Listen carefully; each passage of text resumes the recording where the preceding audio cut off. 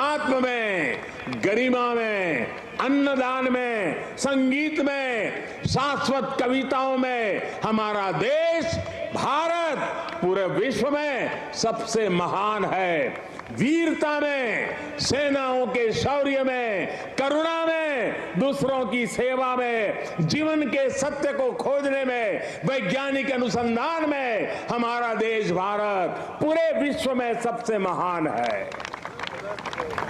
ये तमिल कवि भरतियार का, उनकी कविता का एक एक शब्द, एक एक भाव को अनुभव कीजिए।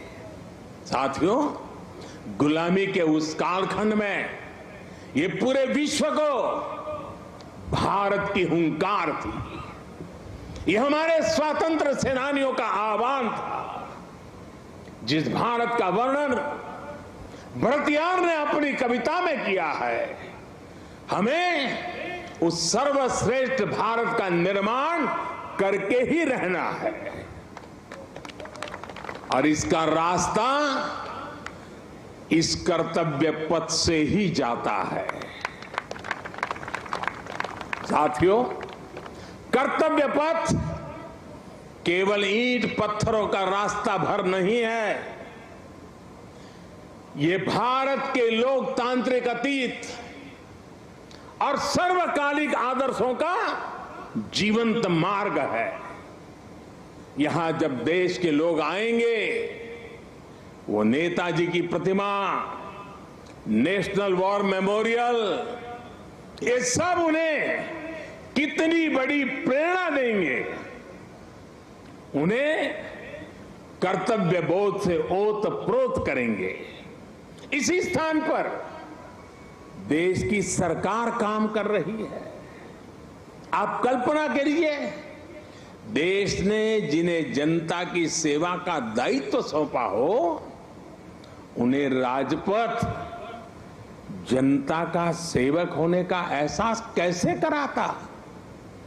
अगर पथ ही राजपथ हो तो यात्रा लोकमुखी कैसे होगी?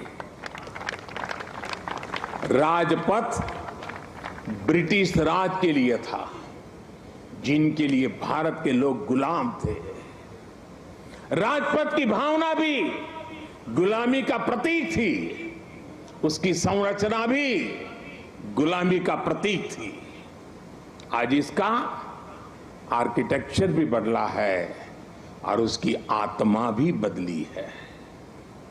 अब देश के सांसद, मंत्री, अधिकारी जब इस पथ से गुजरेंगे तो उन्हें कर्तव्य पथ से देश के प्रति कर्तव्यों का बोध होगा।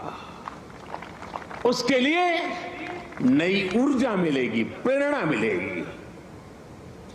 नेशनल वॉर मेमोरियल से लेकर कर्तव्य पथ से होते हुए राष्ट्रपति भवन का ये पूरा क्षेत्र, उनमें नेशन फर्स्ट, राष्ट्र ही प्रथम, इस भावना का प्रवाह प्रतिपल संचारित होगा। साथियों, आज के इस अवसर पर मैं अपने उन श्रमिक साथियों का विशेष आभार व्यक्त करना चाहता हूं, जिन्होंने कर्तव्य पथ को केवल बनाया ही नहीं है, बल्कि अपने श्रम की पराकाष्ठा से देश को कर्तव्य पथ दिखाया भी है।